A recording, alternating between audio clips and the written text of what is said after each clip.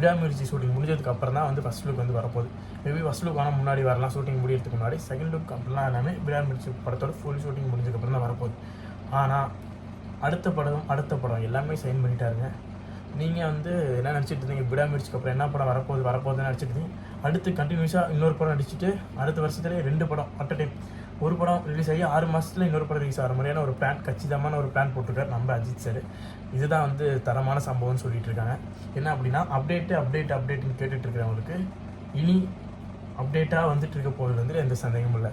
ஒவ்வொரு பண்டிகை அன்றைக்கும், ஒவ்வொரு ஃபெஸ்டிவல் அன்றைக்கும் எல்லா ஆக்டரோட அப்டேட் வந்துட்டுருக்கு. ஆனால் அஜித் சாரோட அப்டேட் மட்டும் வரவே இல்லை. அவங்க ஃபேன்ஸ் வந்து அப்டேட்டே வராதுப்பா, நாங்கள் எதிர்பார்க்குறதே இல்லை, அந்த மாதிரி நிலைமைக்கு அவங்க போயிட்டாங்க. அதெல்லாம் எந்த சந்தேகமும் இல்லை. ஆனால் அவங்களுக்காக ஒரு சைலண்ட் சம்பவம் காத்துட்ருக்கு அஜித் சார் மூலமாக. என்னென்னா விடாமுயற்சி ஃபுல் ஷூட்டிங் முடிஞ்சதுக்கப்புறம் அடுத்த